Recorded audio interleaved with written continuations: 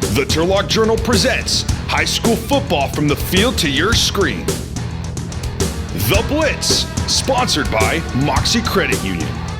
Welcome back to The Blitz, and thanks for tuning in to episode 1 of season 5. As always, I'm Frankie Tovar. And I'm Ruiz. Now, longtime viewers of the show know the drill, but for those of you who are new to The Blitz, episode 1 is all about pre-league highlights. That's right. So we have 4 weeks of highlights for you guys, just to give you a little bit of a tease and to get ready for league. Yeah, so let's jump into it right now.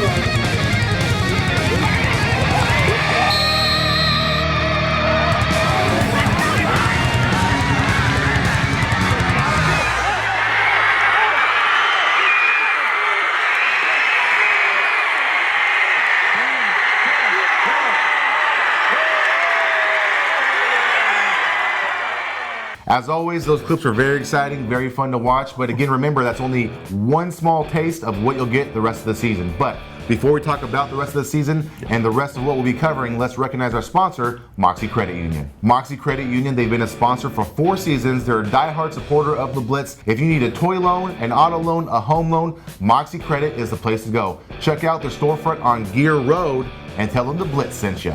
Now, to end the show out, we'll do a quick rundown of the 6 teams we cover, starting with Turlock High. They're currently 2-2 after a pretty tough pre-league schedule. Yeah. Now, they've been improving their offense, they've been finding their identity, and they've been doing pretty well. So they lost to Freedom in the first game, but then they came back and beat Clovis 14-13. Clovis is tough, so that was a big accomplishment. Then the next week, they lose again, but then they bounce right back with an impressive performance against former and future league rival Modesto High, 14-7. I'd say Turlock is looking pretty good after a rough start. Yeah, and then one thing just to add on that is the fact that I think they're one of the more physical defenses out there. Without question, one of the teams, or the teams that we cover, one of the most physical ones. So yeah, their defense is probably their shining point. Their offense has been playing catch up, although they've been looking pretty good at least what I saw last week. So keep an eye out for Turlock High when it comes to the Central California Conference. And then you take a look at Pittman. Unfortunately, a 1-3 start. Now I got to go look back on the records because I know they've never had a losing season. However, this isn't one of their better starts, and the reason for that has been turnovers. My goodness, I believe they've committed well over a dozen in just 4 games. I mean, 6 of them just last night in that game that they were on the road, obviously against. It was at Downey, right? Yeah, it was at Downey, and I mean, just not the prettiest of games. Still, though, a team with a lot of potential, without question, especially on defense. So, I mean, honestly, look for them to bounce back in the CCC. Listen, I don't see them finishing, without question, on the bottom half of the CCC. They're going to finish in the top half. Just to see how they bounce back is going to be very interesting. And going back to shining points for Pittman, at least, 2 of those games have been by a touchdown or less. So very close, could have gone either way. One of them was a triple overtime loss. So, man, tough break, but let's see if they can rebound and turn things around in league. Yeah, they're a great program. They'll be fine. All right, so then we take a look at Hillmar, which is 2-2. 2 of those losses, though, were by 1 touchdown, basically, the last 2 weeks. So they're kind of in the same boat as Pittman. Yeah, and then their star quarterback went down against Gustine, a week prior to this week.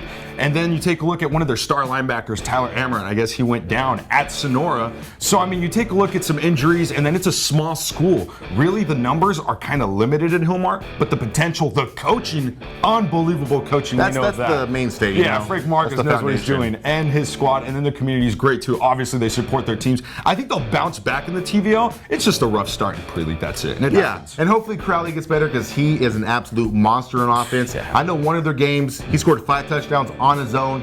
3 through the air, 2 on the ground. That's an impressive performance by any football player, but especially when you're at the high school level. Oh, yeah. And they're quick, too. So I'm looking forward to seeing what they do in league. Now over to the Southern Athletic League with Delhi High. They have a decent amount of returners from last year, and they're chasing that historic season. They did really well in 2016, and they want to have 2017 mirror that. So, how have the Hawks done this year? They've done pretty good, like I said. They beat Livingston 31-28. They beat Johansson 34-28, and then they came up just short against Fremont because Fremont had a little bit more size, a little more speed. But I will say this, quarterback Alexis Miranda, he's a gamer, but then also their rushing game is very good. They score by committee. I believe their second game, 4 different touchdowns, 4 different runners. That's a good way to win, especially when you're in a tough league like the Southern Athletic League. Yeah, there's no question. The one thing I saw from Delhi when I watched them, obviously, was their size. So I know Fremont was probably a bigger team. There's a lot of bigger teams, but I'm talking about for a school like Delhi, small school, small program, big team,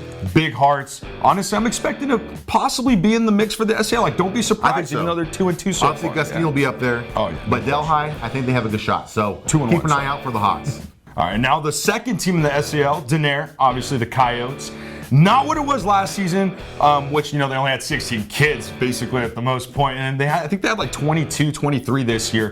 But needless to say, I mean, not the same season, obviously. Coach Anthony Armas, though, and his squad are fantastic. I know they're just going to be progressing as the year goes on, and they have a lot of young guys. Absolutely. So just look forward to them improving and getting better as the weeks go on. But, it's going to be a tough season. Really hard to replicate last year, especially the numbers. I mean, they have more kids this year, too. And obviously, they're a team built for speed, not for size, and so they might come up to some problems against Augustine in their league play. But you know what?